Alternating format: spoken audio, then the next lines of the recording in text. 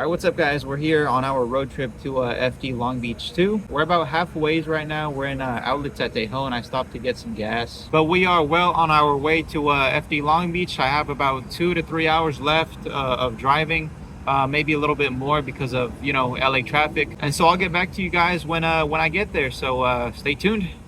All right, guys, we're finally here. As you can see behind me, I think that's the aquarium, and then over here I'm standing in front of the Pike outlets, and then over there you can even see over there you can see the Hyatt Regency, which is like a pretty nice hotel. It's kind of like close to the water. I was gonna come like 2 days ago and stay in a hotel right there at the Hyatt, but I'm trying to save up for my Corvette, so I was like, nah, I'll pass and I'll just go for the Saturday main event. But we're actually here a little bit early. It's barely 8 o'clock, and that's when the gates open, so I'm probably gonna go look for the entrance and use the restroom because I gotta take a piss like crazy. But yeah, we got here early, thankfully. We made good time on the road, and now we are able to enjoy the whole day here. So we'll wait for the action. I think practice starts like in 2-3 hours, and then not too shortly after that we have top 32. So we have a lot of time to wait, a lot of time to waste. So we'll probably walk around the Pike outlets and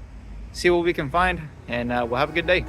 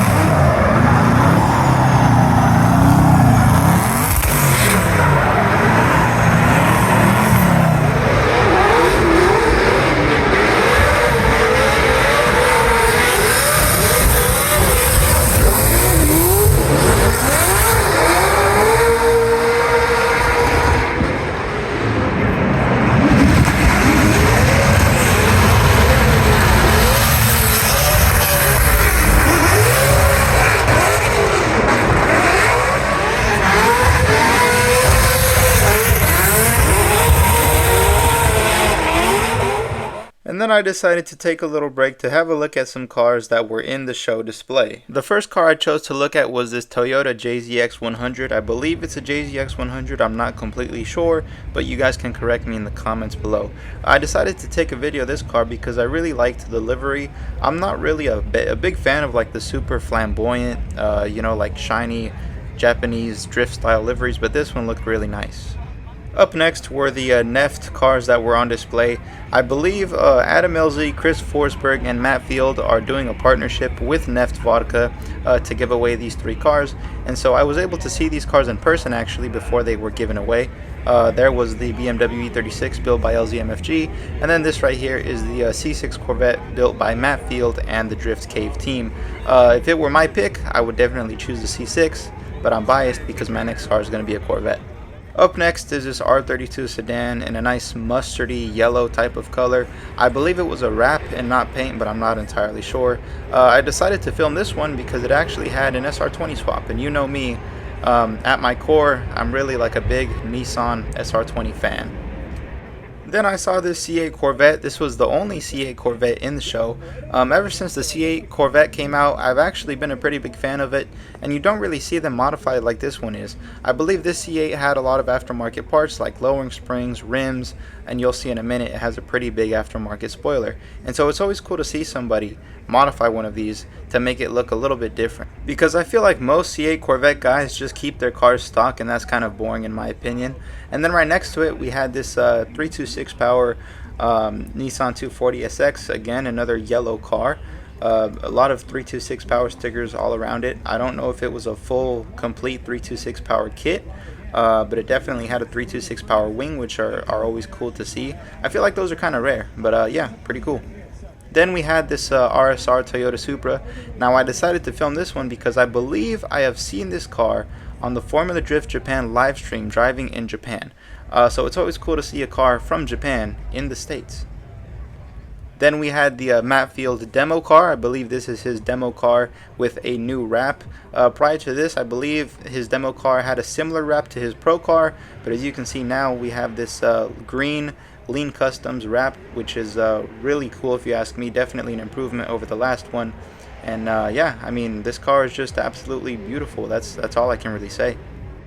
Then we had Larry Chen's camera car. It's always cool to see this car, and I've seen clips of him driving it like behind some of the pro cars to get some cool shots. And if I could ask Larry Chen, I would ask him, why exactly did he choose an A90 Supra? Not that it's a bad option, but what made him choose a Supra? Like, why didn't he choose an Evo or a Subaru or something else to use for his camera car? Then I decided to have a look at all the trucks and trailers that the pro drivers use. Now, I've been thinking about buying my own truck and trailer for my own program, and so I wanted to get an idea of what kind of truck and trailer I wanted to get. Here in this picture, you can see Rome Charpentier setup, which I really liked. Then we found this Nissan R34 wagon. I believe it has another name that I cannot remember right now, but this was my first time seeing a Nissan R34 wagon in person, and this thing was absolutely beautiful. I mean, as you can see, it was on Nissan LMGTs, and if you guys know, LMGT rims are definitely getting up there in price and rarity.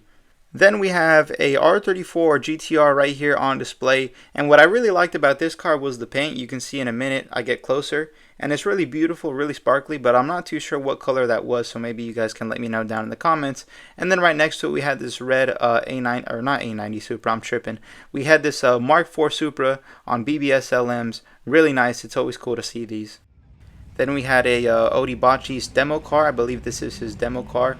I think it's kind of hard to tell which one is his pro car and which one is his demo car, but I think the one with the purple roof right now is his demo car, and then his pro car I think was out maybe competing in top 32 because it wasn't there.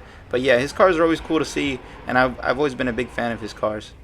Up next we have this C5 Corvette. You know, I had to stop and look at this C5 because, like I said, the Corvette is probably going to be my next car, and so I've been really looking at C5 Corvettes lately, and it's always cool to see one in black, which is exactly how I'm gonna want my Corvette, in black.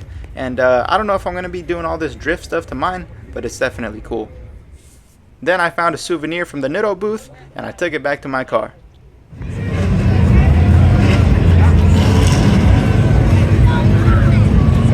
One of the Shanahan bros, and it is Connor Shanahan.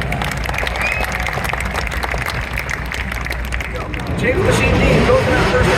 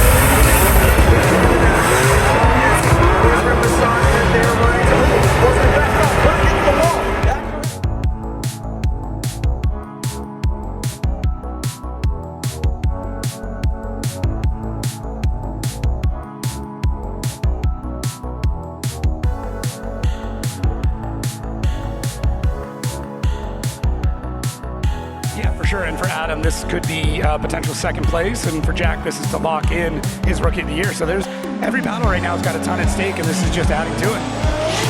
And here we go. Let's take a look. Adam LZ, that Drift HQ. BMW, remember, he's fighting for second. Oh! Adam goes too hard. Alright guys, it is now the next day after Shoreline Showdown, and as you can see, I am now back home with my Mustang. I decided to leave a little bit early after LZ had his crash into the first turn because I knew that they were probably going to take like another half hour to clean up the track, and they were going to play a bunch of commercials and stuff before the action got started up again. And so I was kind of sick of sitting in the grandstands. They are a little bit uncomfortable, especially when you've been sitting there all day. And so I had to call it short, you know what I'm saying, and head back home a little bit early. I think Jack Shanahan ended up winning the whole event. I'll insert the clip of whoever won the entire event in case some of you guys are wondering. Jack Shanahan, your winner at round 8 of the Formula Drift Pro Championship. He got second earlier this year and his first ever win as 2025 Rookie of the Year. Jack Shanahan gets his first ever win as the sun sets in Long Beach and on another Formula Drift Championship season. And so overall, it was an extremely great event. I definitely learned a lot of things and analyzed all the pro cars and picked up on a lot of tips and tricks for my own project right here. And so I can definitely see myself attending again in the near future. Now, with all that being said, thank you guys for watching another video here on the channel. Stay tuned for what's next, and I'll see you guys all in the next one.